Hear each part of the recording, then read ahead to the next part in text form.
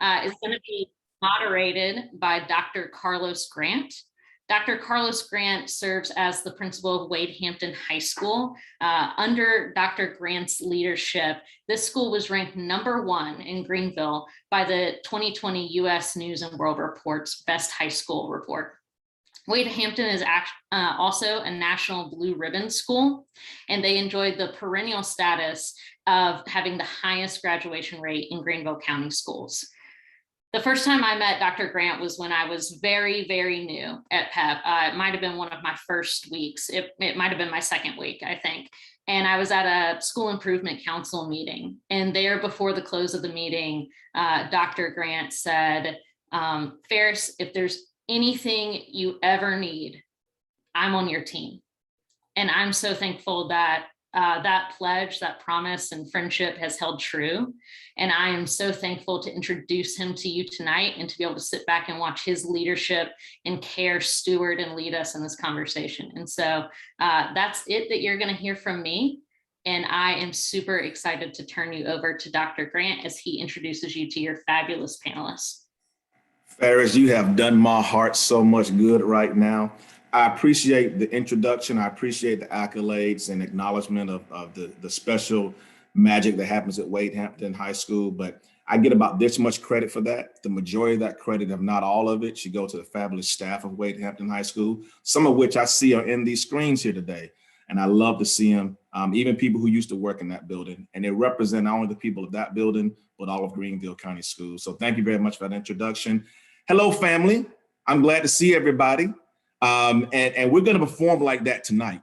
You know, I told the panel, we were in our pre-meeting, that we're like first cousins when we first met, right? We're that kind of family. By the time we finish tonight, we may be like brothers and sisters who wrestle together and still love each other. So we're going to form like that tonight. I have the esteemed privilege of introducing our panelists for tonight. And I'm going to tell you guys, we're in for a treat. We're in for a good conversation tonight. I'm looking forward to moderating this conversation going forward. Before I introduce these people, I want you to think of something in your mind about the greatness of people that surround you, even the people in this room. I'm gonna tell you something that a mentor told me. If you look around your room and you're the smartest one in the room, get the hell out of that room, all right? Surround yourself with people who can help you get better. And I'm gonna introduce some of those people tonight. Let me start off by first introducing Dr. Crystal Laura.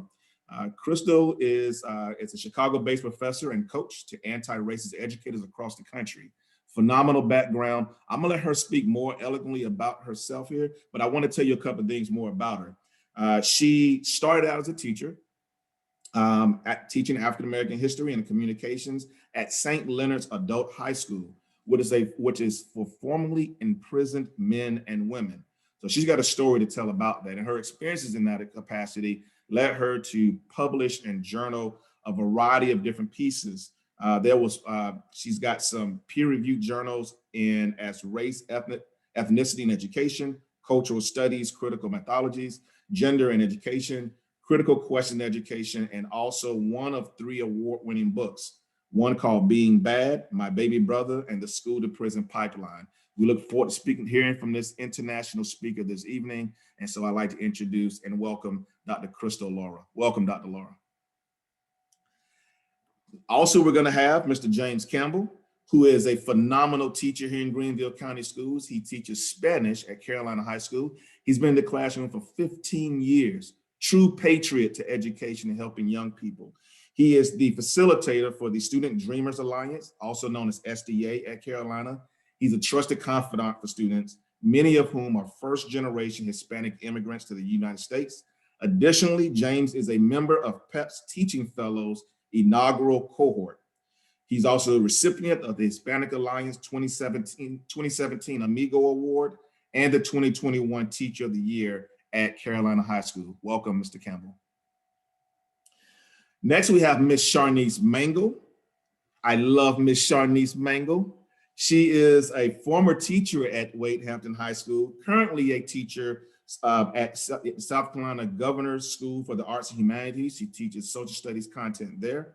She has created a classroom where students can learn about U.S. history and the Constitution in a creative way as she guides them on a journey about their personal civic duty and community understanding. She believes she has been called to raise the next generation to become critical thinkers and people of progress. And if you're on social media, you definitely got to visit the House of Mango. Make sure you visit the House of Mango.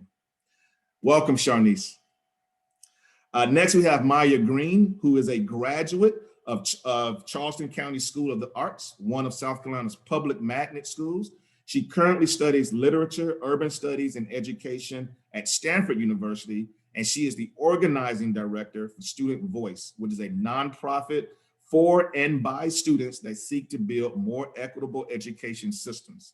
She's enthusiastic about prioritizing students' lives, their experiences, and building the power through organizing. Looking forward to the thought-provoking discussions we're going to get tonight from Ms. Maya Green. Welcome, Ms. Green. And then last and certainly not least, Ms. Asha Marie, who we affectionately like to call a local legend.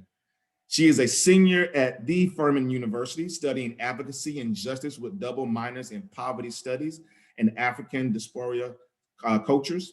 As a Greenville County student, she petitioned to change the name of her high school.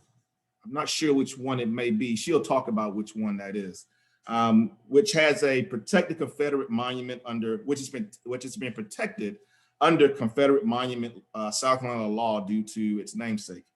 Since then, she has continued to be a strong advocate for social justice and change in her communities. At Furman, she serves as the student body president and the president of an advocacy and social justice student organization. In the larger Greenville County community, she has worked with PEP as their very first youth outreach fellow, and with Momentum Bike Clubs as their assistant director of student engagement and programming. We look forward to hearing from Asha tonight. Welcome, the local legend. Well, let's go and get right into it. Here's what I would like to do. I've already given you the bios, but now I want to go back through, and I'm gonna start with Dr. Laura. Can you talk to us a little bit more about the work that you're doing? Talk about that interconnection that exists between the work that you're trying to exhibit and what do you think it means for education right now, particularly around education, around equity and advocacy and justice for all? We'll start with you, Dr. Laura. Yes, of course. Thank you for the introduction.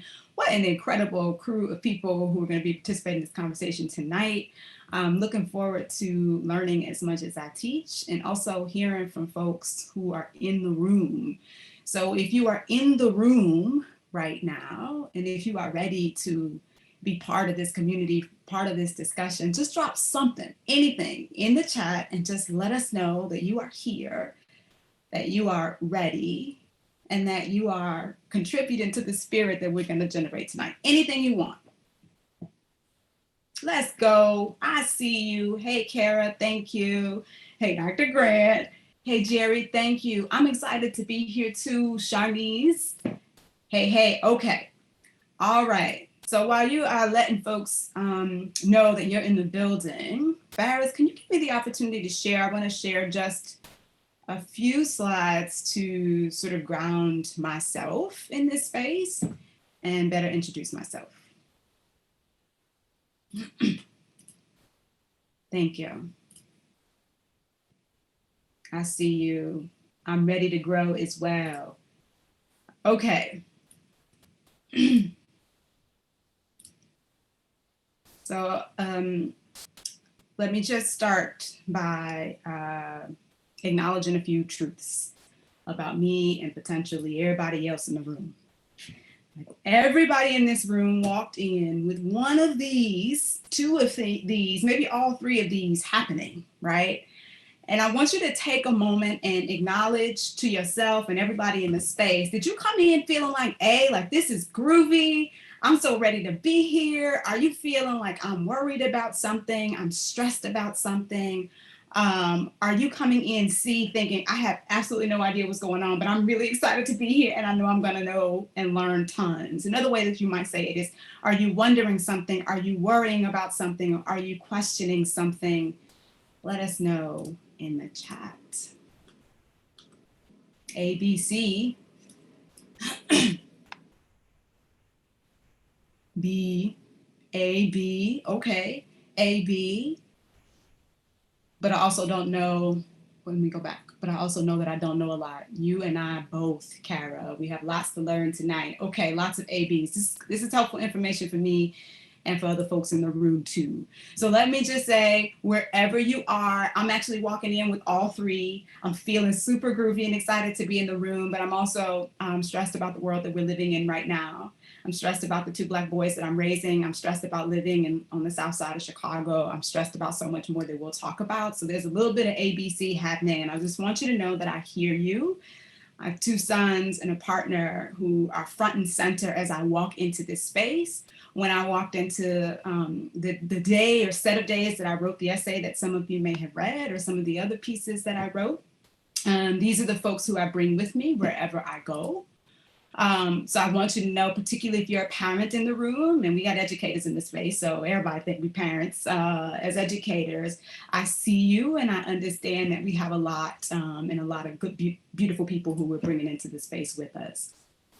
It's also important too that we ground ourselves in the moment that we're in. So I'm going to tell you, of course, more about me, but like me is so very much shaped by this moment, by the political moment that we're in, by the moment of racial justice that we're in, where, you know, COVID is disproportionately endangering folk of color, that, you know, we are really having deep conversations about anti-Blackness everywhere, especially in the justice system. Some people may call it the justice system. We have heightened awareness of structural racism. We have this rapid shift to online learning. Now we're about to come back and do something different potentially. And then we're teaching across digital divides and inequities and challenges, and all of this real talk as we walk into this space is on us. Whether or not people want to frame this moment as post-pandemic or not, it's been a tough year. And these things don't go away because we wish them to. So let's walk in the room with that too, and understand that if those things are still with you, I feel you, because they're still with me too. So hey there, I'm Dr. Crystal Laura. I call myself Crystal, but my very proud mama and educators, because we like to be formal, call me Dr. Laura. As Doc already mentioned, I taught high school history, didn't mention on the west side of Chicago, super duper important. I'm a high school history teacher turned tenured professor of educational leadership. So my students are folks like Doc, which brings me really lots of joy here. You already know that I write stuff and that I speak at places. It's important to understand that I'm a heart-centered critical PD facilitator, which is very different from someone who says that I'm a teacher educator. Oops, where's my stuff going? There we go. Super important. I am 50% Tupac. I am 50% Deepak, and you're gonna see both show up tonight. So let me just put that out there. It's also important that you know that I'm a Capricorn. My students say that tells people all my business, right? So I'm just gonna go ahead and lead with that I'm a Capricorn. So if you're into astrology and the zodiac, you know way too much about me right now, but here's why I mention it for the purpose of our conversation tonight. Because y'all, my birthday is January 6th. Yeah, so some people caught it right away. Oh, yeah, I woke up, you know, to zombies crawling on our Capitol on my birthday, right?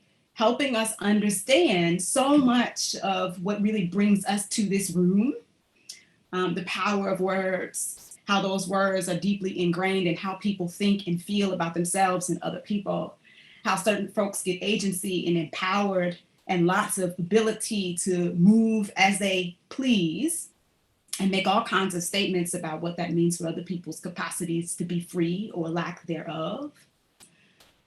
So I want you to just write this down. If you're a note taker, I'm a note taker. I'm ready. Like I meant what I said, that I want to learn as much as I teach. So like I'm not playing. I'm one of those. So if you're a note taker like me, I want you to write this down, because if I don't say anything else tonight, I think it's really important that I let you know that I think that this moment is really an opportunity. That every crisis, frankly, creates an opportunity. And in this moment, our opportunity is to pause, to reflect, and deeply reimagine how we want to show up today, tomorrow, and in the very near future, right? So every crisis creates an opportunity. Doc asked me to say more about what I do, and I'm sure we'll talk about the school to prison pipeline, and we'll talk about prisons and equity more specifically, but I just want you to know that generally speaking, I call what I do root work. Because whether I'm working with teachers, if I'm working with leaders, if I'm working with organizers, if I'm working with young people, I'm always trying to get back to the basics. I'm always trying to ask, whatever happened here, what are the grounding principles that we're committed to, right?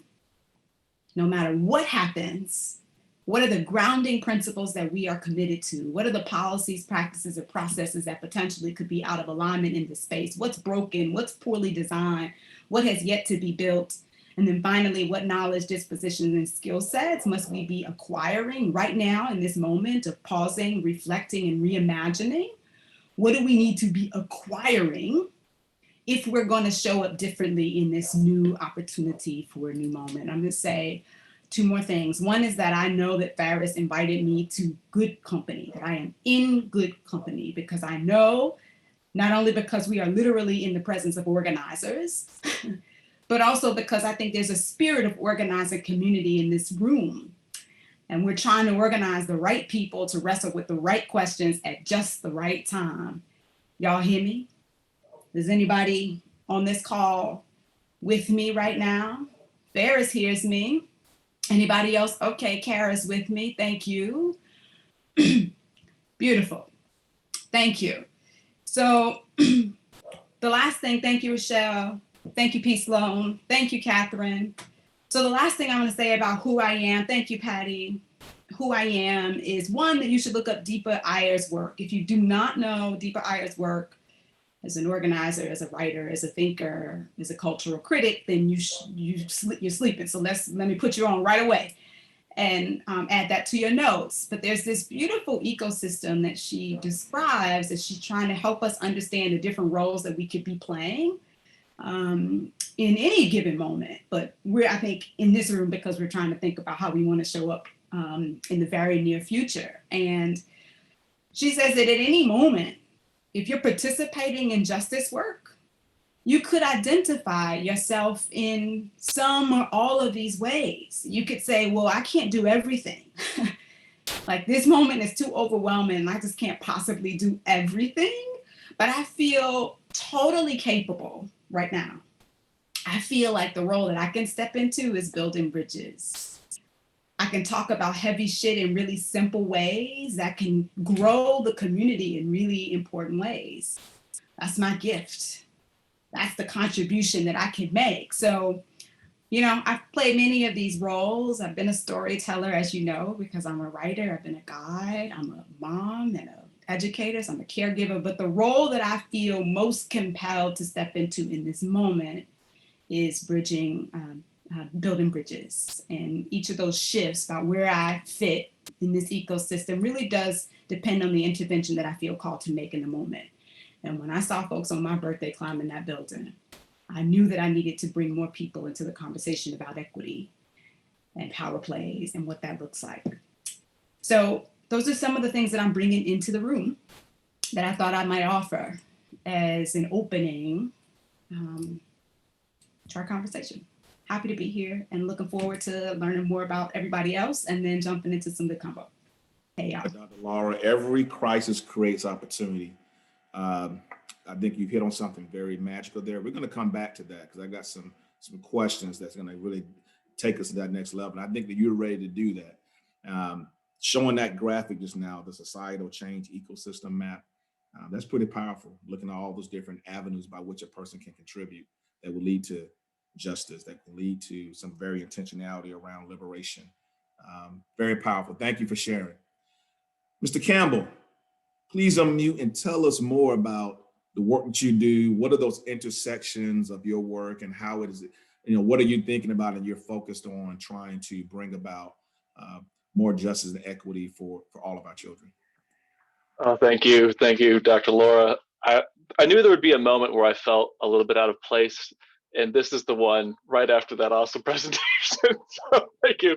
No, it's fine. I love that graph too. We did that in our teacher cohort this past year. And I feel like I'm more of a weaver, or if anybody's worked with me or spoken with me about education matters. I'm a little bit more of a disruptor, which is, that's where I've lived. Like, you have to, if we're gonna get these kids to where they need to be or where they want to be, we have to disrupt some of the systems that are already there, that are doing exactly what they're designed to do in South Carolina, and not give them the opportunity that they deserve.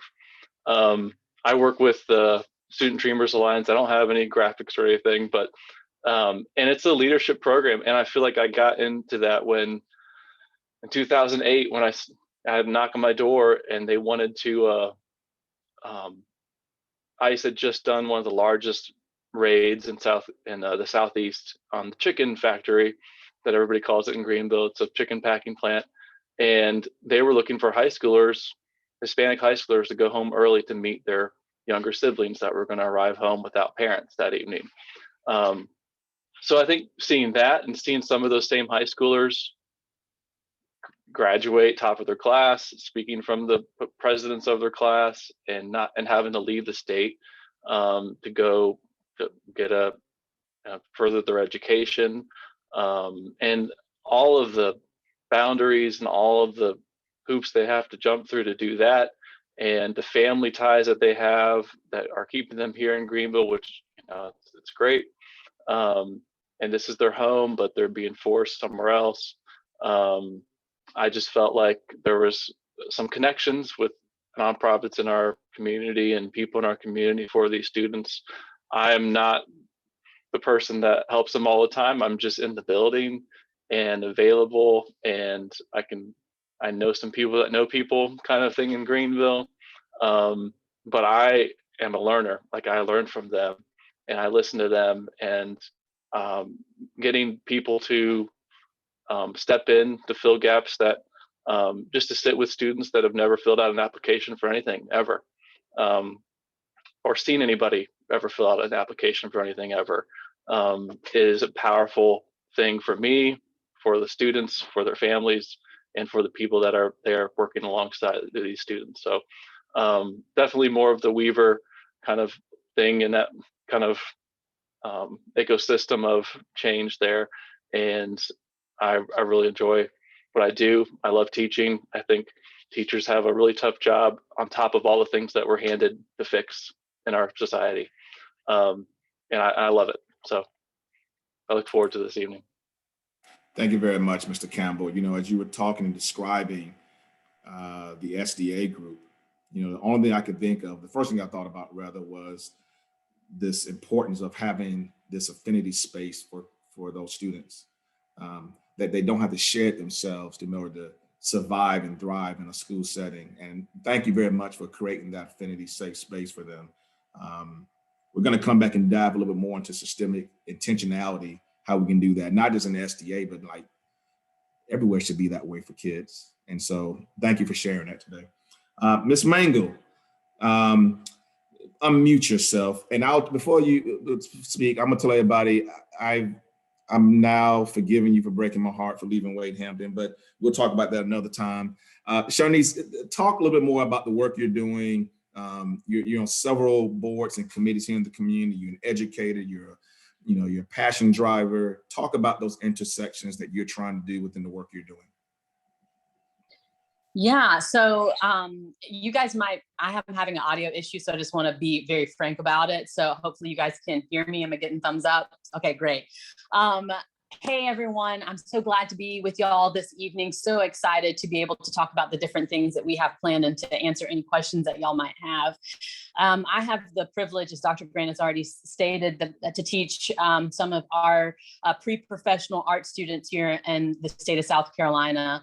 And there's an honor and a privilege to be there because I did leave the sacred Wade Hampton High School in order to join the team that I am on now. But I love Wade Hampton High School so much. It's deep in my veins. I actually have several students that are my neighbors actually that stop by often. So it's always so good. But the work that I have the privilege of doing here in Greenville is to just really exercise the muscles that I have been given and have honed over the years of my career as an educator in history, United States history, government, and economics, and taking those things that I've taught my students, how to be critical thinkers, how to be question askers, how to be after the why, and requiring that of all the adults in their lives and not settling for, oh, this is just how it is, or this is just how it should be. And I get to take all that I teach my students and also teach that in the community as well. So I get to serve, as Dr. Grant mentioned, on several boards, one of them being here on the PEP board, but also the PMAC, the Poe Mill Achievement Center.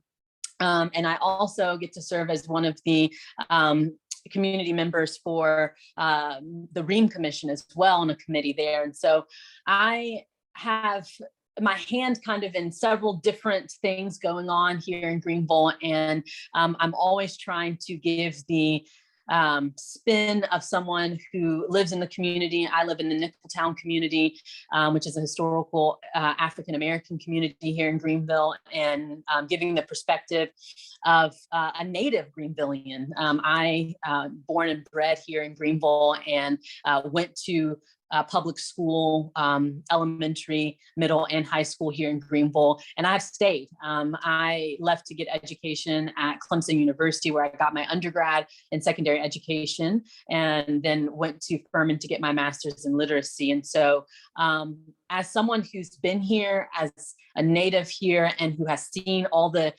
iterations of Greenville, I'm so glad that I get to be a part of the community and be one of the voices, especially one of the young voices, as Greenville is trying to find her identity. I believe in shaping a newness.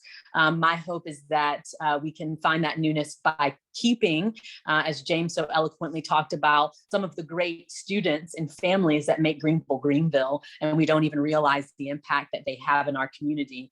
And so in that ecosystem, I'm a bridge builder, and I am a disruptor, and I'm also a caregiver. So I would say that I want those people who have to understand the plight of those who have not, and be able to bridge those communities together.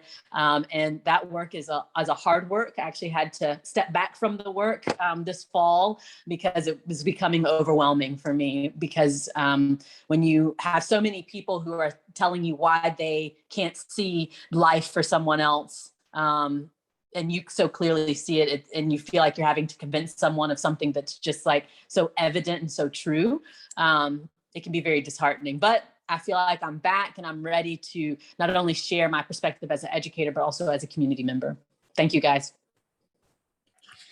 Sharnice, I got to ask this question right now, because you said something I thought was phenomenal, and it wasn't part of my script, but it was just part of what you just said. And maybe you can address it right now.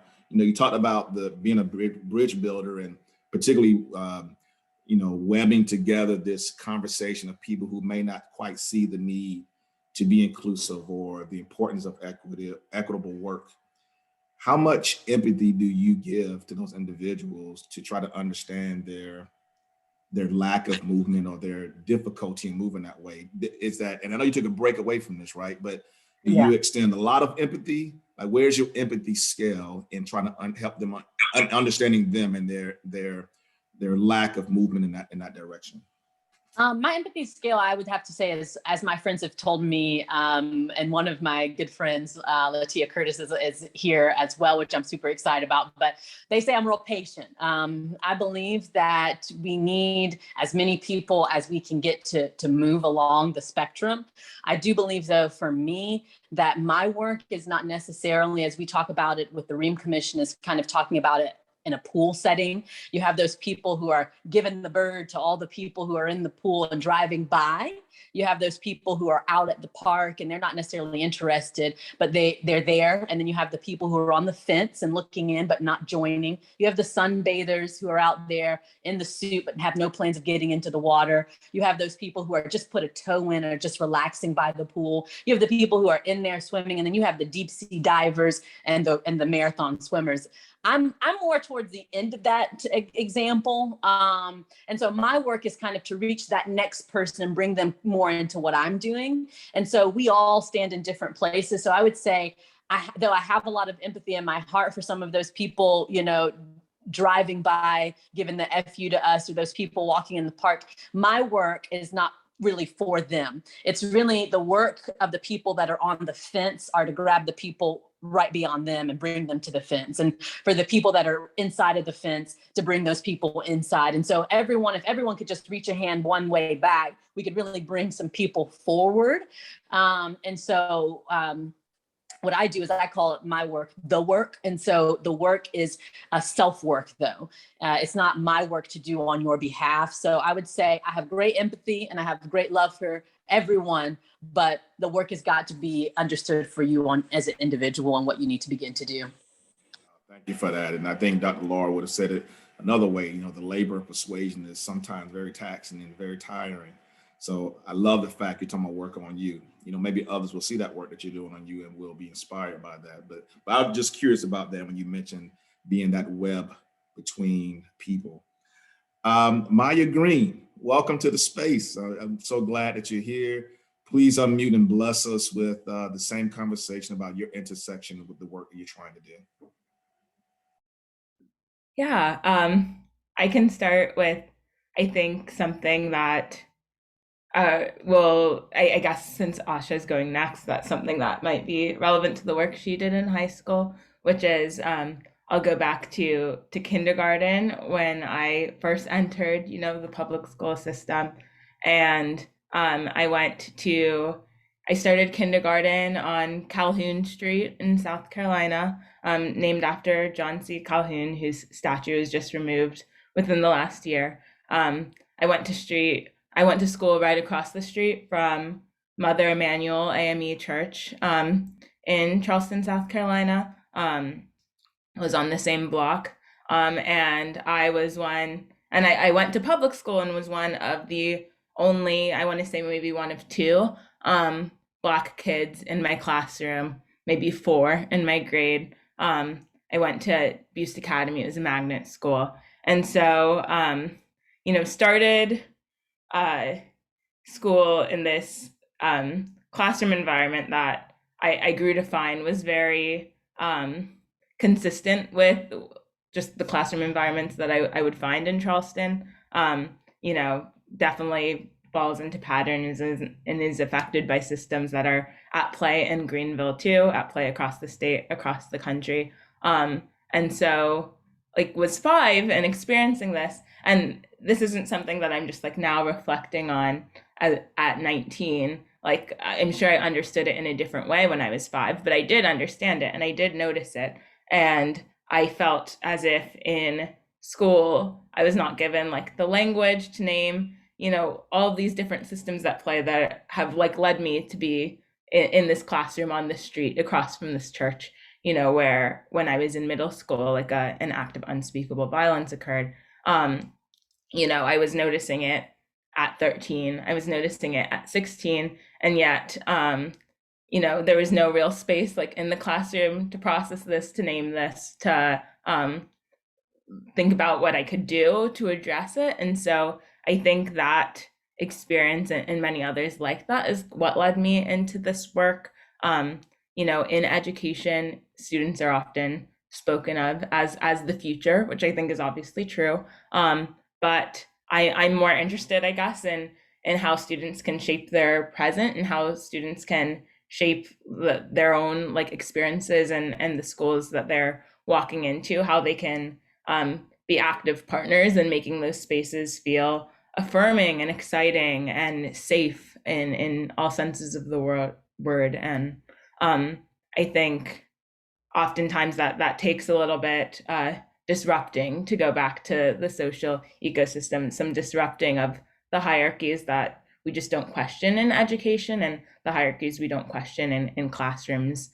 And so, yeah, I have worked since I was in high school, since my junior year of high school, with Student Voice, which is a nonprofit student-led organization that seeks to really shift power towards students in education, towards students of marginalized identities, particularly, knowing that we'll reach equity and justice in schools, not just when we reach a certain metric of test score, but when marginalized students tell us we've reached it. And so that really drives the work I do now, just reflecting on my own experiences in schools and what I wish I could have changed in the moment, and how I think the system should change, as more people are continually going through it. And working, of course, in partnership with students and learning from their lived experiences every day. So yeah, thank you for creating this space. I feel like I've learned so much already, and I'm excited for the rest of the conversation. Absolutely. I'm curious, you mentioned that, academic outcomes, while it may be one piece of the puzzle about the picture of students, there's other pieces that may be equally as important. What are some of the outcomes that you or your group that you work with seek to try to achieve? We're going to want to try to shift the more power to a student's voice. What would that look like, and some examples of some outcomes of how we know we've achieved and reached some of that? Yeah, it's a great question. I think we try to draw a distinction at Student Voice and in like the communities I'm part of in this work between student outcomes, as you said, and student experiences. And so thinking not just, where students end up after school, or like, I guess, what they're like producing while in school, but like thinking about how they feel in schools, how they're experiencing it, how they're engaging with their peers, how they're engaging with their teachers, how they're engaging with their work and with like the lessons. Like, do they feel seen? Do they see themselves? Are they excited? Do they feel like they're doing this work or doing their schoolwork because they feel they'll learn something about themselves, about the world they're inhabiting, about like the place they might want to be after they leave school? Or are they doing it to get a grade or to reach some sort of metric for someone else? And it feels very divorced from maybe their own wants and needs. And so I think it can look different depending on the student you're talking to, but we are really big at Student Voice about shifting, I guess, that power towards students so they can define for themselves, what it is that the ideal school experience would look like, what it is that they need in schools to feel like they want to be there and that like they're excited to be there. And so, yeah. I'm about to call you after this conversation, Ms. Green, because I think you've touched on a lot of different things there. And what I heard you say, and you can affirm this or not, is that students are very complex. And the more we try to push this complexity towards simple and efficiency, the more we miss the mark about seeing students and recognizing and celebrating the complexity that they are. Is that what I heard you say? Absolutely. Thank you. Asha Marie. I still have not received an autograph from you, Asha, but maybe I'll get it at some point.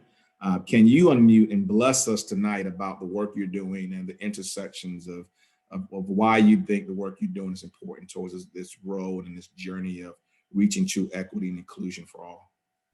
Yes, thank you so much. I'm so happy to be here. I love doing this, love PEP's book club. It's been a joy from last summer, and I'm happy to be back. Yeah, a lot of what all of the panelists have said so far has resonated with me, especially Maya, when you were talking about the noticing. I think if anything, we forget to realize that students and young students especially are noticing things. So we're not just like little mindless humans running around. Like, we feel things and maybe we don't have the language for it yet. And that is kind of, I guess, like my origin story is just noticing.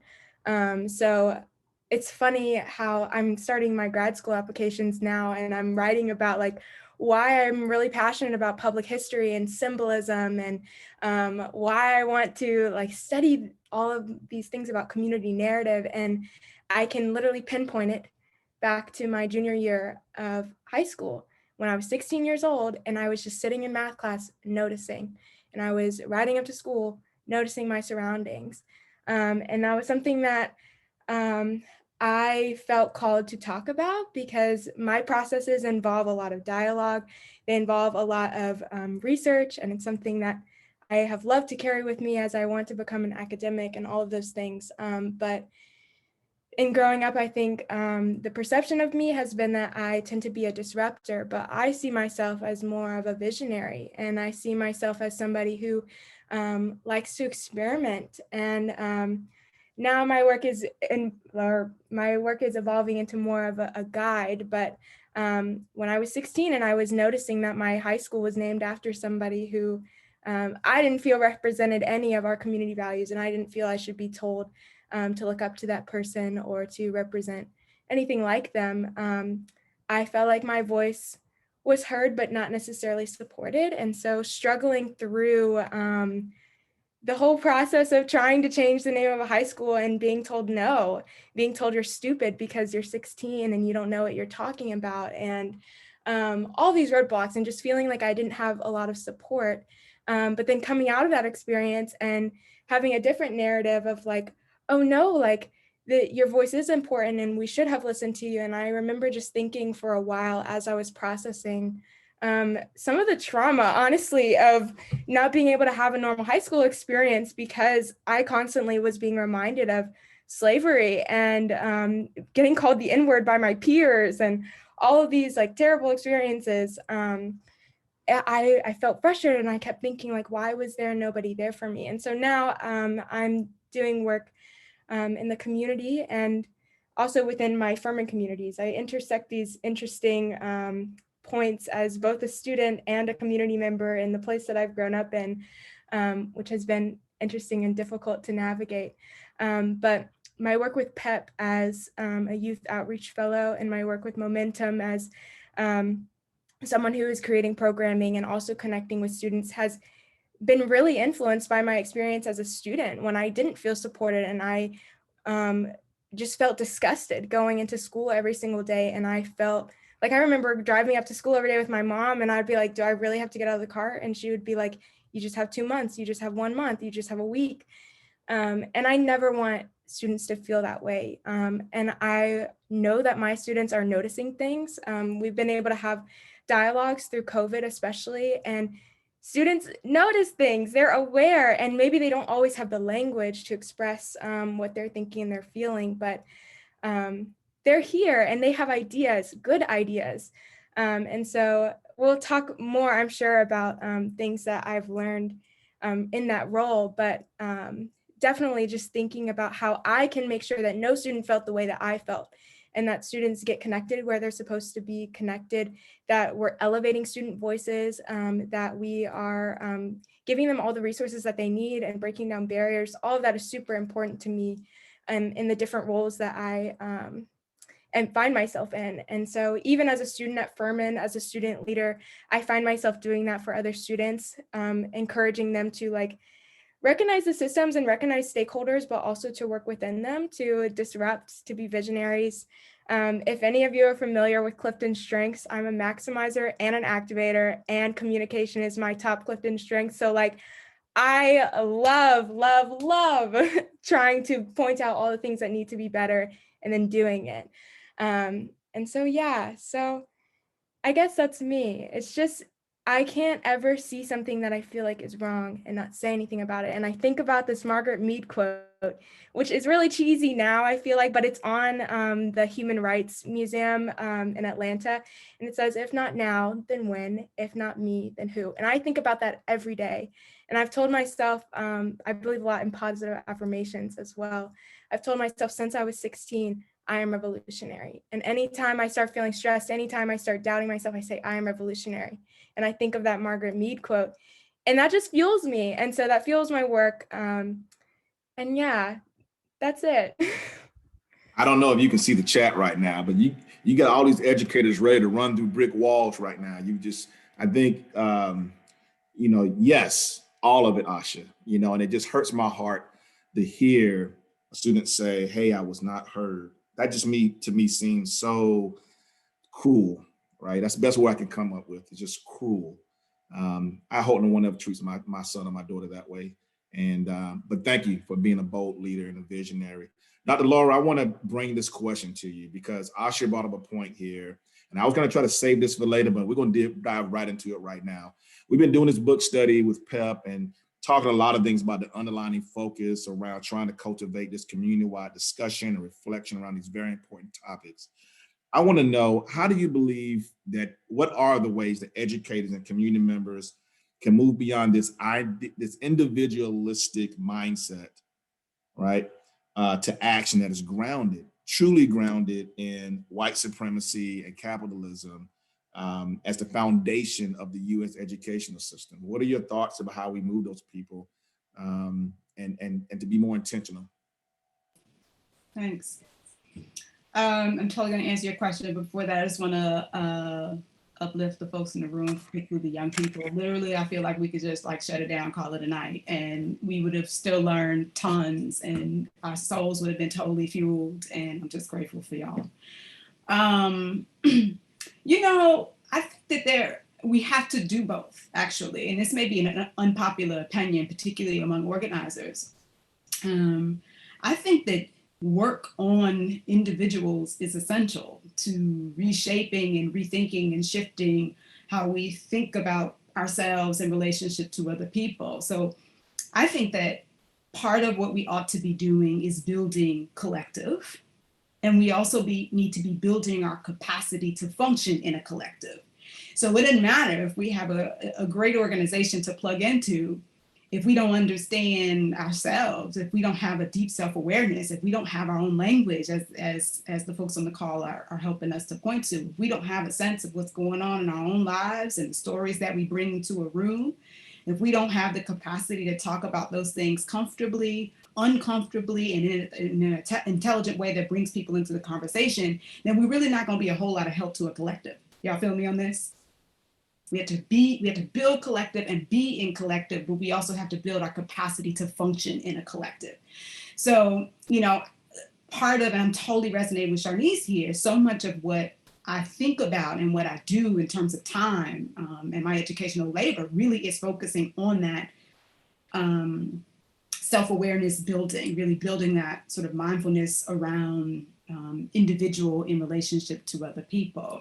So real concretely, that means that if you don't understand what white supremacy looks like in your own life, if you don't understand, let me say something else unpopular, if you don't understand that even as a person of color, that anti-Blackness can operate in your life, if you don't understand that in your space, that, you know, in your own life, there are opportunities, there are ways in which we can all do better, then we're not really moving the needle. So much of what I do is helping folks see the narratives that we buy into, that we promote, even if we're focal conscious, right? One more thing to Sharnice's point, I put it in the chat too. I so love your clarity around who your people are and who your people are not. I love the clarity around where your fight is and where your fight is not, right? Because there's a lot of us here who are trying to do good work. And I think it's so important, like one strategy to make a real dent in white supremacy and anti-racism and injustice and oppression is really to figure out, where are you most useful? This is part of what I like about that graphic that I showed earlier, but also in Sharnice's point around like where people are in relationship to the water. And I think for the past 10 years, I've really been focused on the folks who are not sure whether or not they like Black people, right? And you can imagine how emotionally draining, how stressful it is when you need to start having sort of basic conversations about dignity and humanity, when you have to really focus on that individual labor. Again, shoring up people's capacity to function in a collective, because if you don't know if you like Black people, you don't need to join the student voice group. You don't need to be a sponsor, a mentor, you don't need to be an ally, you don't need to be an accomplice, you got some work to do, right? I have since shifted. The pandemic presented a crisis, an opportunity for me to pause, reflect, and reimagine. And I'm no longer interested in working with folks who have so much work to do to really be fully functioning members of our collective. But still, part of my labor is now, I'm sort of reframing the work that I was doing. And now I'm saying, here's the conversation that we need to be having. go have it with your people. So I say, so here, the people who are with me, like we understand that we have tools, we have gifts, we have abilities to show up in our roles wherever they are. Here's the stuff that we need to be talking about. Now go reach whoever you can reach, right? So say one more thing and I'm gonna pass the mic. I think that the work that I'm most interested in doing right now is threefold. It's that root work that is focused specifically on educators talking to one another about having the right mindset, making the right moves, and building the right sources of momentum to keep us going. So it doesn't really, to me, make a whole lot of sense to burn yourself to the ground, right? Because then we can't draw on you, right? Then you got to tap out. So like, and so those three things, I'll show you something a little later once we get more folks into the conversation. But I just want to put a pin on this idea that individual work has to be done so that you can be fully functioning in a collective, that I'm suspicious of people who are side-eyeing individual labor in favor of collective, and I'm side-eyeing the people who are side-eyeing collective in favor of individual work. I so love this idea of getting in where you fit in and figuring out where you are most useful. And thinking about the foundation of equity labor, which for me, I should be specific, equity is not all things. Equity is one of those words that like can mean everything and nothing all at the same time. So for me, equity really is about resources. It's about shifting resources and responsibility to the folks who should have it, frankly, right? It's about making sure the people who need capacity to do good work in the world have the resources and the responsibility and the agency to do that work. And I think that building a more equitable school, building a more equitable family, building a more equitable relationship with yourself and your neighbor, building a more equitable community really does involve mindset work, equity moves, and really shoring up and drawing from pools of and resources that can really keep us going. I'm going to pause and invite some other folks. I love it. Mr. Campbell, I want you to pick up from there. What do you want to add to that?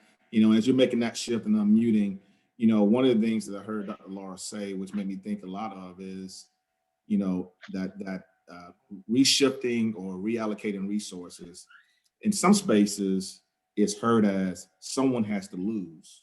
Someone's got to lose something in order for others to receive this shift in resources. And it's kind of fascinating, the dynamics of both of those. But what do you want to add to that? I mean, I'm sorry, but there are kids losing already. There are lots of kids losing. There are lots of kids in my school, in our neighborhood, on White Horse Road, all over the Greenville County, because those kids are shifting to Greer High School now because the downtown Greenville is really pretty, so it's more expensive. Oh, my daughter just joined us here.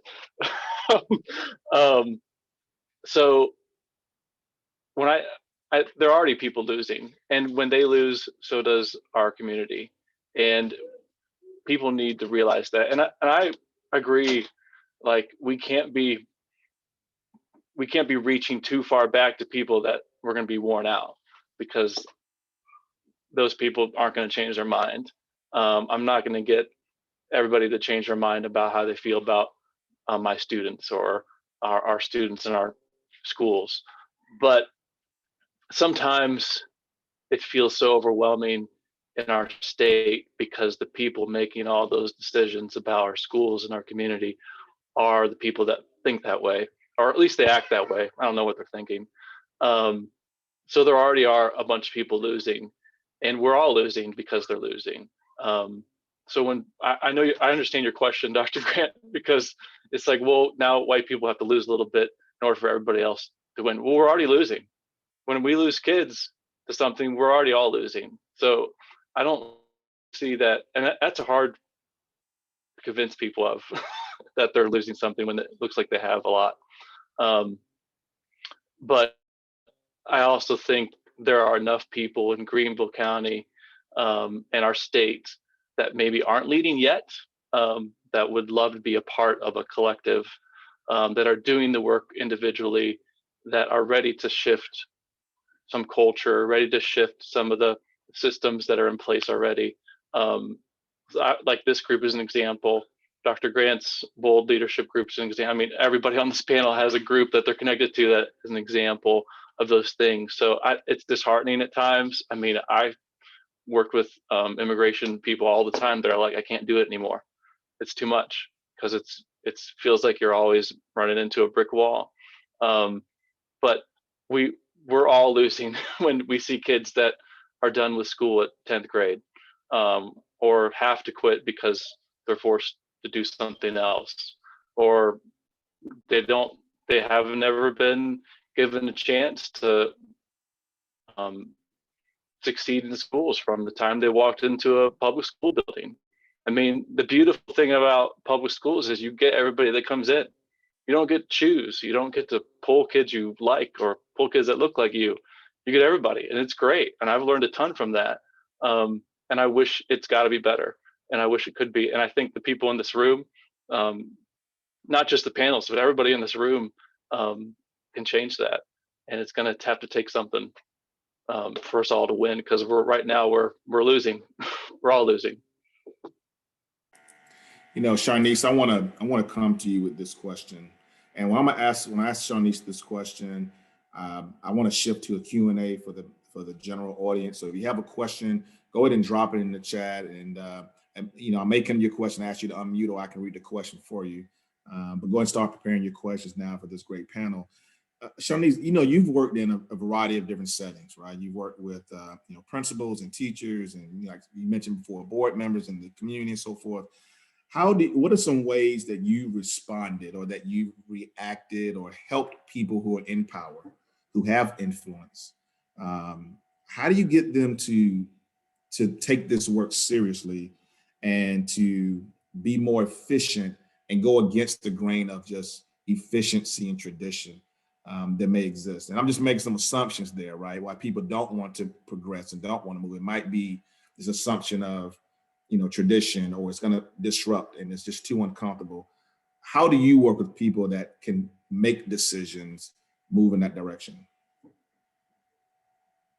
I would say that the biggest thing that I do is I just want to educate them. So I kind of try to really tailor any conversation that I'm having with any individual as an individualistic conversation. It's about the same things that I do the work in, but I will do extensive research beforehand before I come into a conversation, so that I can tailor this information to the uniqueness of what your company is doing or what your school is trying to accomplish, instead of going headlong into something that I know nothing about. In Strength Finders, one of my strengths is individualization. And so I treat everyone, as an individual. So I do not lump people in as one and say, oh, everyone, because I got treated this way by one person, everybody's like that. It's very much so on an individualistic kind of way. And I take that into all the things that I do. But one of the things that I think I'm able to really help move people with is by articulating their power, by showing them and telling them how they have power in any situation and how they can leverage the power that they have to bring diversity and to be inclusive, because they choose to do it from a really overflow of who they actually are in their own personal life, which is why it begins as a personal journey, because you can't have this overflow for other people if you don't even love self. Right? So if you're not even understanding your own mission and vision and what you're supposed to be caring about as the figurehead, as the leader of the organization or the company, but you're supposedly supposed to be hiring, right, to diversify, then you're just going to be diversifying because everybody else is the buzzword or whatever, instead of diversifying because you genuinely know in your heart that it's what's best for your organization, is so that we will have diversity of thought, right? So that we will be able to meet the needs of whomever we are meeting the needs for. And so I really get really clear on what this organization or what this person or what this company means before I go in and talk to them and help them understand where their biggest impact is going to be. If they were to address this, this is what could be the concluding factor at the end of the road if you begin to take this one step. And I help them to understand that the one step that you're taking may feel and may seem like it is very minimal, and it may very well be very minimal, but over time, our steps will begin to get bigger as we get better and more clarity on these things, as we again have diverse voices speaking in, right? It's something that I've been able to partner with my school at the governor's school with. It was an initiative before I got there, and I've been able to partner with our school administration in order to bring that vision fully forward. But again, it's a slow moving process, because we have to understand the harm for me at my school that we are doing to these minority students by not having representation. And once they understand and see that and how that works, right? And what the impact that is having on our students, and how if we address this, the impact that our students still go off to do all these great things, how much more could they do when they go off if they are able to keep their peace of mind when they left and didn't leave, having felt like they lost part of themselves in the process. That's powerful. That's powerful. You know, I really want to give the audience an opportunity. If you have some questions and you want to, you know, we're at 8:06 and we want to be true to your time tonight. At 8:30 is when we're going to be ending. So if you have a question, you go ahead and unmute yourself and pop it out, or I can read it for you from the chat. You may be in a situation when you can't unmute yourself there.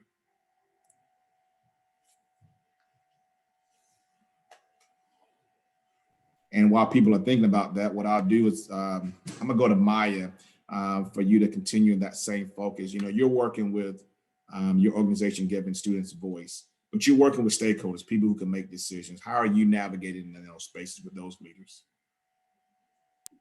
Yeah, I think it's very relevant to what Charnice was just saying about, like, I guess the harm that can intentionally or unintentionally come about from spaces that aren't prepared to like fully see students and to support them in all of their identities. And so work we try to do as an organization is, even as we're preparing students, you know, with these storytelling skills, with these organizing skills, as Asha said earlier, giving them language to name things that they live and notice and experienced already.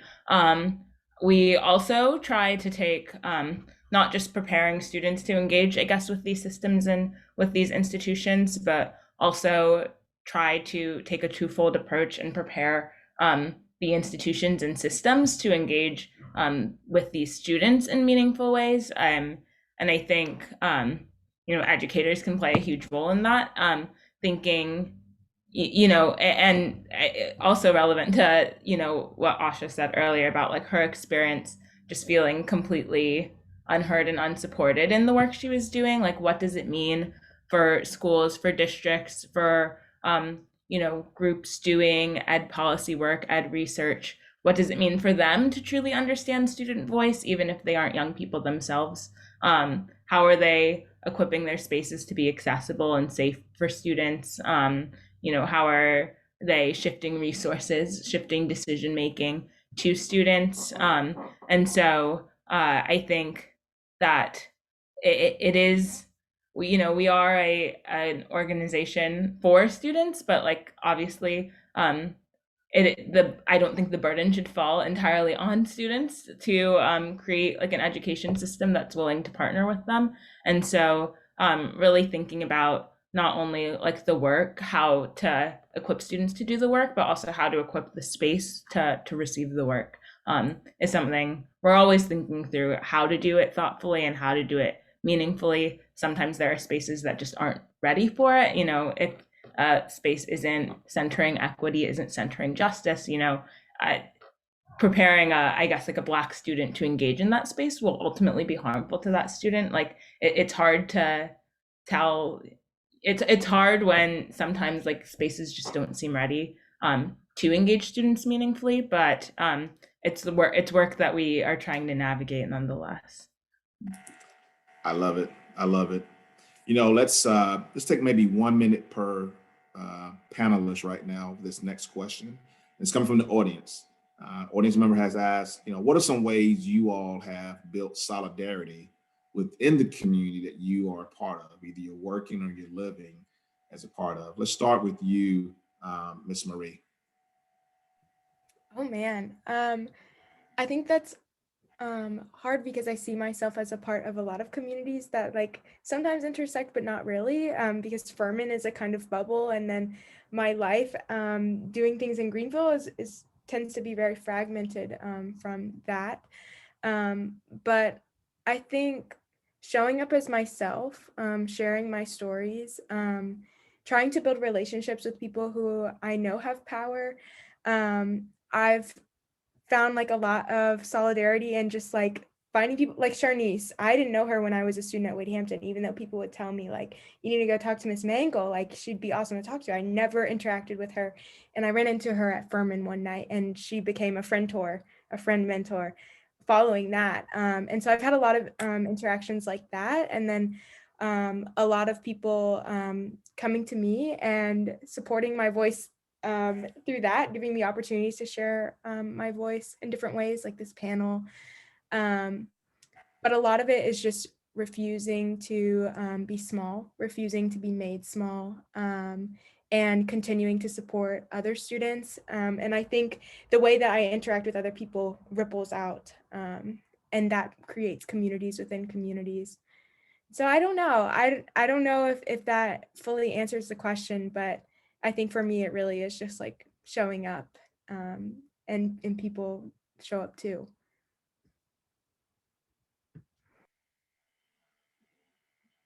It totally answers the question. I'd like to hear what Dr. Laura has to say about that.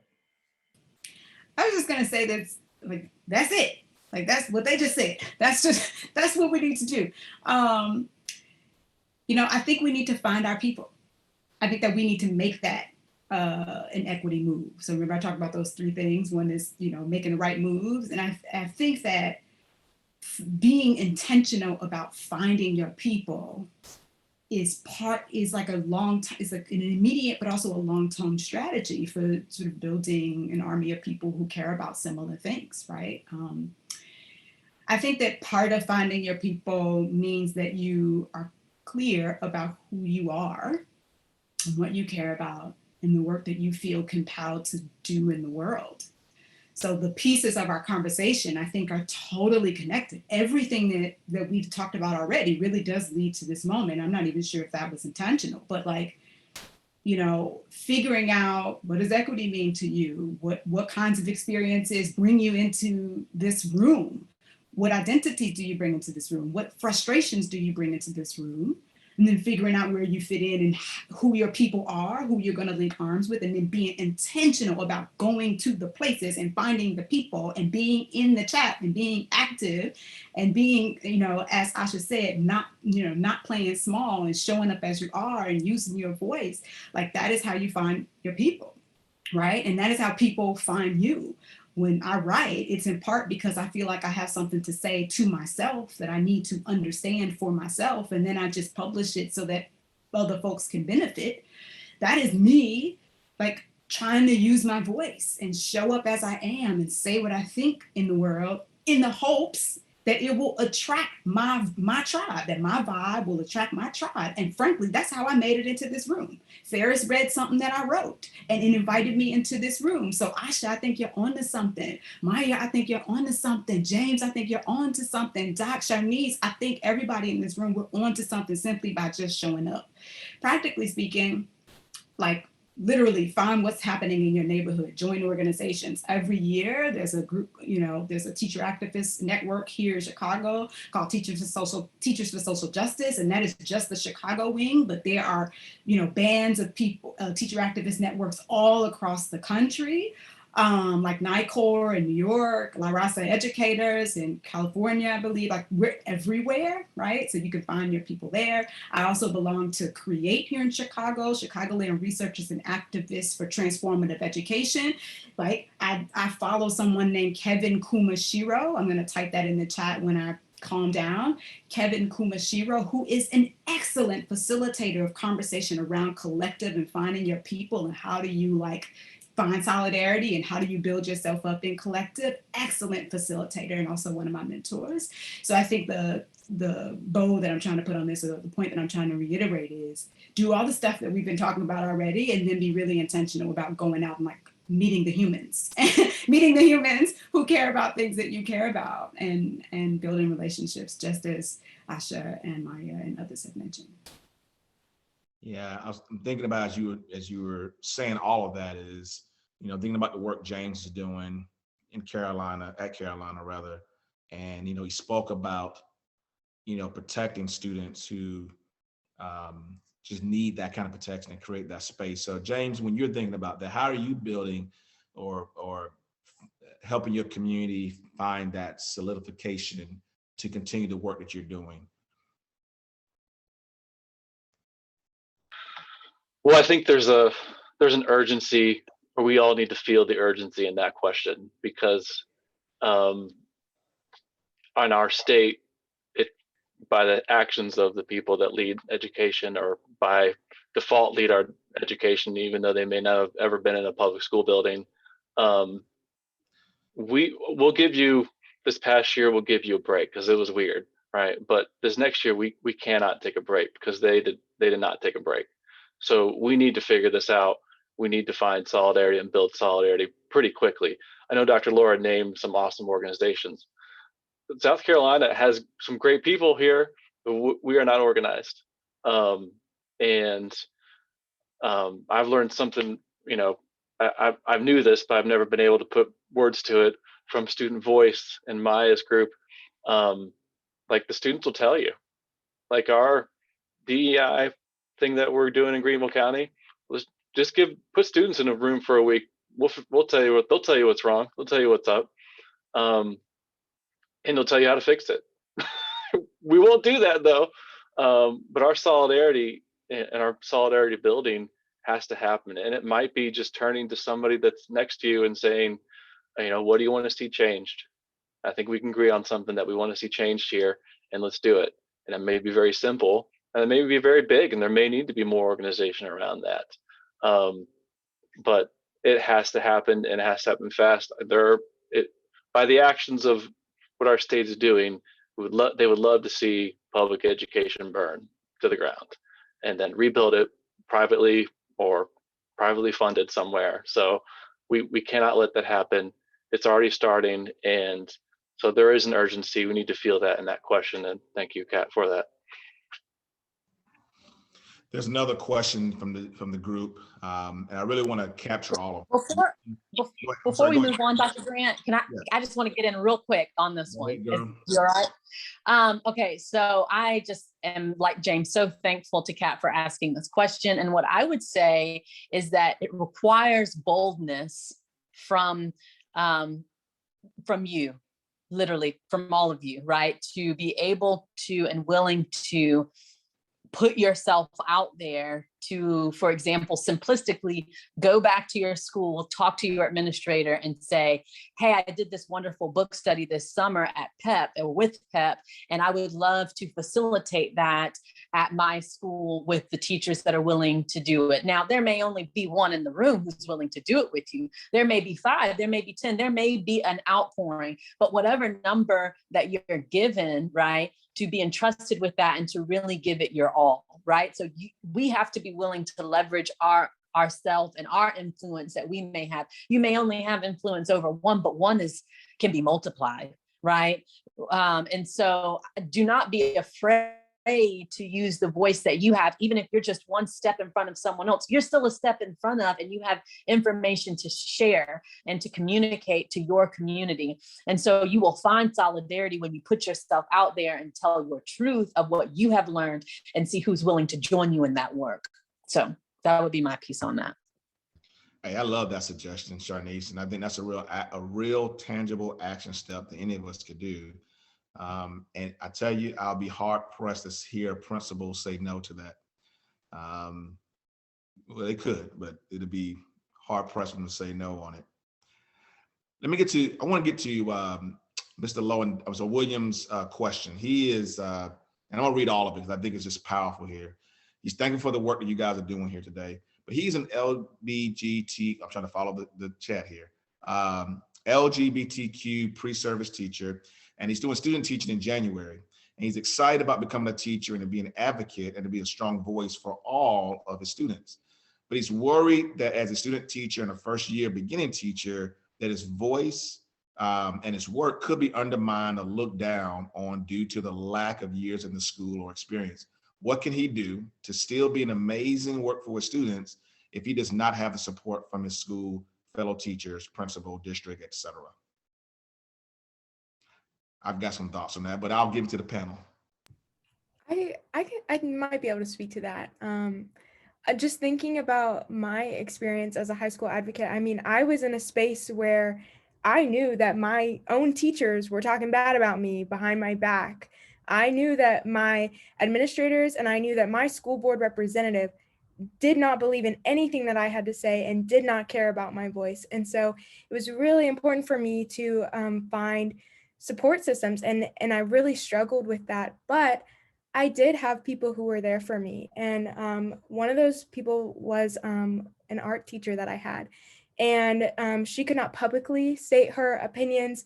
And she was very good about being a very strong supporter of me behind the scenes, while also understanding her spheres of power and understanding that like she could lose her job, like depending on like how she came out about these things, because we were getting emails from like one of my principals. I went to 2 schools in our high school as well. One of my principals was getting emails from the district telling her that she needed to discipline me because I was being unruly for my opinions and for speaking out and talking to the news. And so I had this teacher and a couple other teachers who like nobody could control my personal relationships with those teachers. They were there for me behind the scenes. They were able to support me in that way. They were able to show up as people outside of the classroom who were there for me, adults who would later become friend tours. And so I think nobody can stop you from talking to your students and from building relationships. And obviously there are power dynamics that you need to be aware of, and there are lines that you can't cross and things like that, but you can be there for your students and you can do the work through those relationships. And as you are, I don't know, becoming more experienced and building more rapport with your other support systems of teachers and networks and things like that within the school, I think advocacy work becomes different and maybe never easier, but yeah. Thank you for that, Asha. I appreciate that. What other advice would we give William?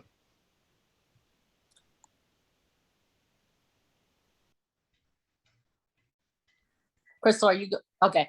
I would love to give a thought to William in the sense of the work speaks for itself. So your question was, what can I do to still do amazing work for my students if I do not have the support of my school, fellow teachers, principals, and the district? It's like there are standards, there are parameters that one must work within. That's the nature of the game, and that's the nature of the business. But I would say that you're teaching, I don't know if you mentioned what type of subject you teach, but me teaching US history and government economics, something that is got, I think that I'm going to be under the real light this year, but I always have been.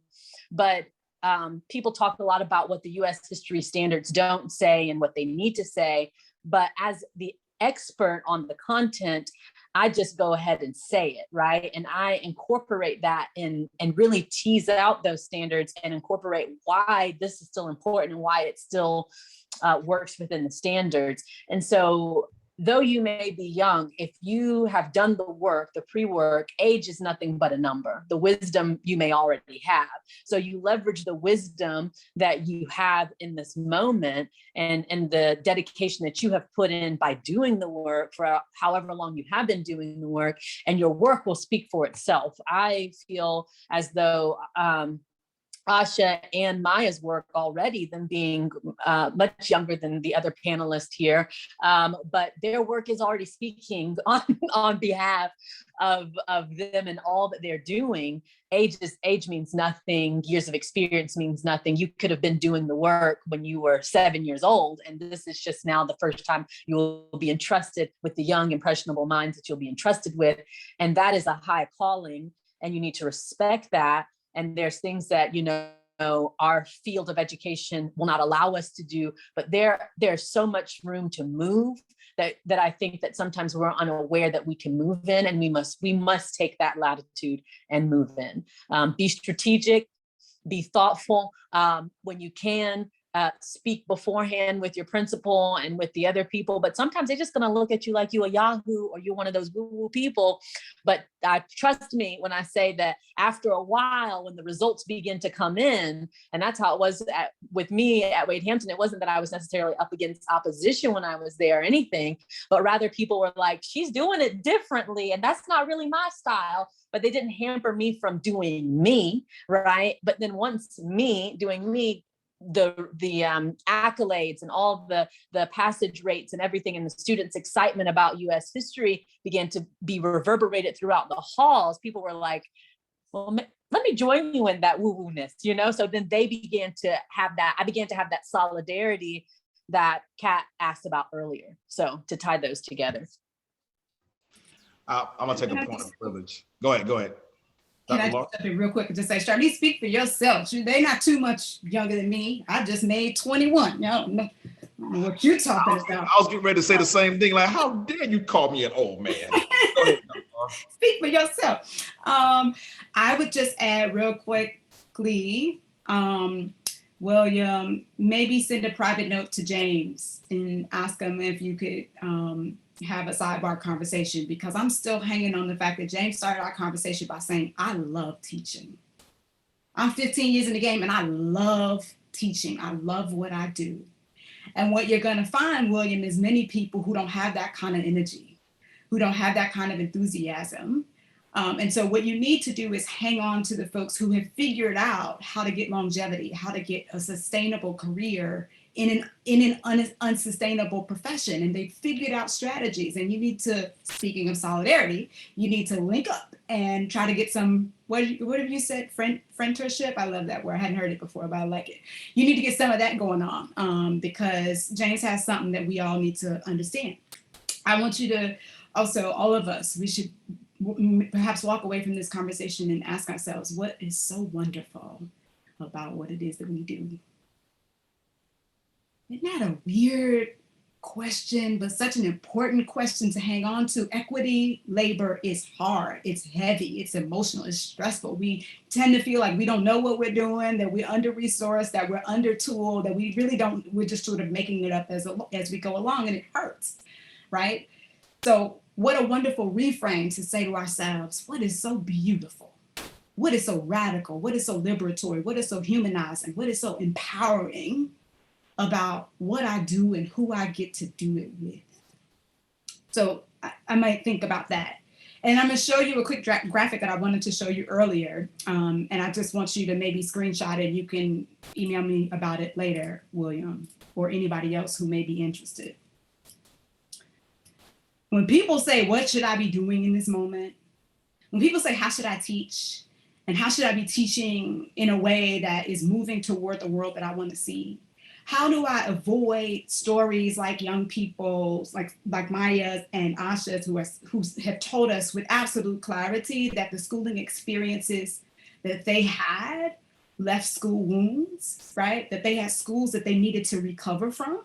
When people say, how can things be otherwise? A big part of my labor has been describing this framework that I'm showing you now, this model that I'm showing you now.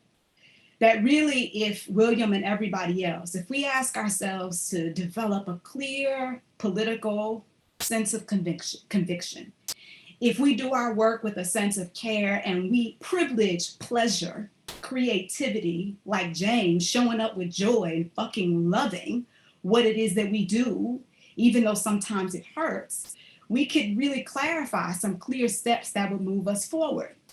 we could identify the non-negotiable principles through which we do our work. As a yoga teacher and practitioner, I know that my core is the strongest part of my body. And if I decide that I can teach from a strong core, just as I would move from a strong core, then I think I'm moving the world forward. If I'm real intentional about the stories that I navigate, that I promote, that I bring into my world, and that I push away, I'm moving forward. If I decide, as Asha and Maya and others are encouraging us to do, to be a student of my students, to be a student of their families, of my community, of my comrades, to be a student of my craft always, I'm moving forward. If I'm really intentional not to call kids bad, not to call kids behind, not to say that there's extreme learning loss as we move into this new academic year, if I'm really intentional about what I say and how words put things into motion, I'm moving forward. If I focus on restorative and transformative justice rather than retributive justice when shit goes awry in the classroom, if I'm really intentional about teaching Black Lives Matter, about teaching the what is actually happening in the world and making sure that my curriculum, explicit and hidden, are real, relatable, and responsive to students' everyday lives, if I'm really intentional about figuring out what I'm good at and leveraging that wherever I go, if I make sure that folks don't have to reinvent the wheel by like actually writing down the things that go well and the things that don't, and sharing it like wildfire, and if, like Sharnice, I step back and I acknowledge that there are times when I gotta refuel, when I gotta replenish, when I gotta develop a whole toolkit of things that will enable me to create radical rest so that I can come back better, stronger, faster, more effective, more efficient, then actually I can do my work from a place of love toward justice with joy. And that, I think, is what's gonna keep us doing the work that is to be done. This is the work. I tell you, I'm definitely gonna be emailing you, Dr. Laura. I need for you to pour some more into me. Here's what I want to do before we end tonight, and because this has been a great conversation. So Dr. Laura, thank you for your conversation with us. James, you have found an advocate in me. Let's work together. All right, I know we're across town from each other, but we're on the same wavelength. Sharnice Mango, thank you for being here with us. Asha Marie, Maya Green, you guys are wonderful. Real quickly, 15 seconds, each one of you, go ahead and drop how we can follow you. Give me your Instagram, Twitter. Go ahead, Dr. Laura, how can we follow you? I'm 21, but email is the move. Hello at drcrystallora.com. Just write me. It's easy. I'm accessible. All right. James, how can we follow you, man? I've learned to stay off social media, but I'm around on Twitter sometimes. Go James Campbell. Gotcha. Asha? I am actually transitioning off of social media as well, but I just created a newsletter. So if you want to stay in the loop, I'll drop that in the chat and you can sign up for it. Awesome. Thank you. Maya, how can we follow you? I just put my Twitter and email in the chat. I mostly just retweet Student Voice. So maybe follow Student Voice on Twitter, but definitely feel free to reach out via email. Always happy to chat. Thank you. Sharnice? Yes, for me, I am on social media, but I often do not check messages on social media. So I post things and put them out there, but like James, I'm kind of not in the scrolling or answering messages business. So if you really want to get after me, the best thing to do is to probably contact Farris, and you might just get my personal phone number. And there are so many people actually in this Zoom that I know. So you guys should just call me if you have my phone number and you wanna grab coffee or something. So get my phone number and let's chat. All right, before we get off, everybody look at the chat, pull those information off from there. Farris has a listserv. I'm sure we'll put contact information out to everyone as well. The last thing I'll say is closing remarks is, we've heard a lot of great things tonight. I'm sorry. Dr. Grant, before you do your closing remarks, is it possible for everyone to put a book that they are reading that is giving them life for this summer? I'm trying to update my book list. So you guys are some smart people. So what's the book? What's the move to read, y'all? Ooh.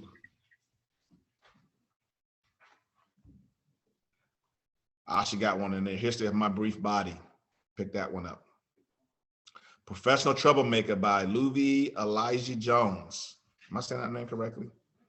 Yeah.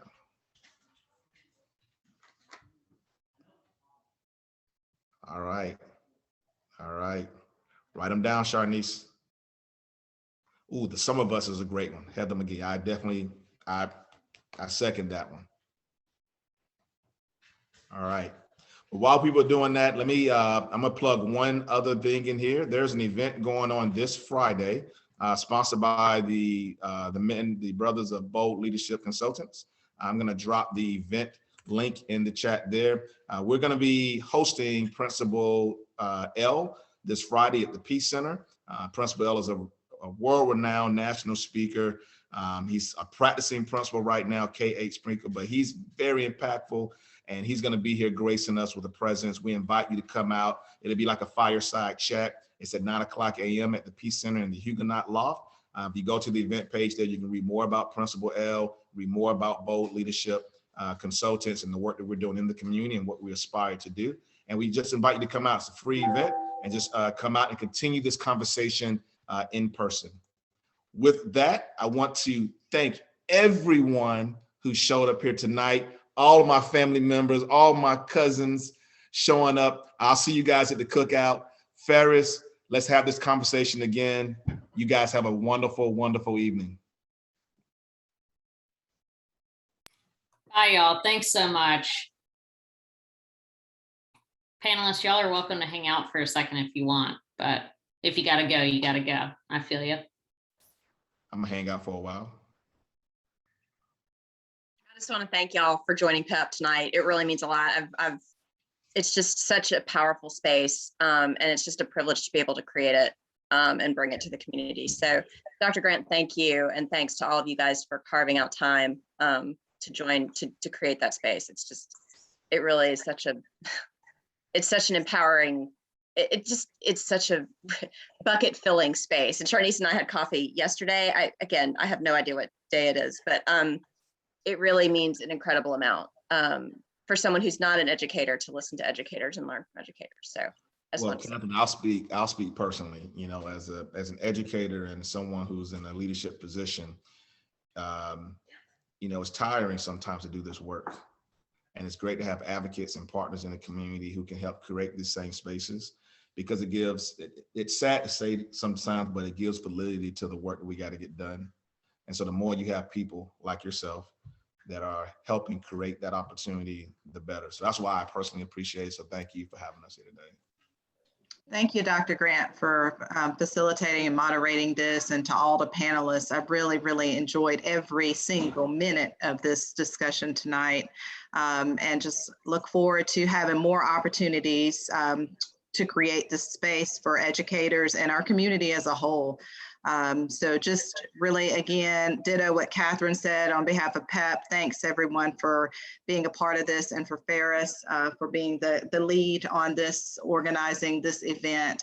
And so nice to meet you, Dr. Laura. Enjoyed your essay in the book. That was reading the book this summer was one of the highlights of my summer, and engaging in this conversation every week has been so rewarding. And I just want to keep the conversation going in other ways, in other spaces with the same people, and then add even more. So thanks, everybody.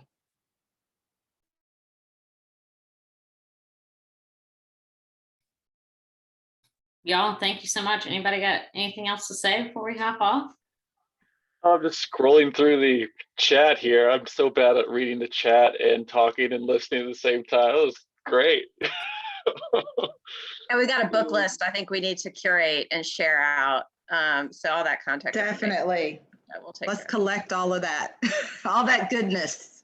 I literally messaged Farris and was like, are we keeping this chat? Because I'm gonna need you to email me a copy of it, because I've been doing this now, you know, at the end of each of the things that I've been a part of, to be like, what's the read? Because I've read almost 15 books this summer, and I every time it's from a new recommendation from someone else.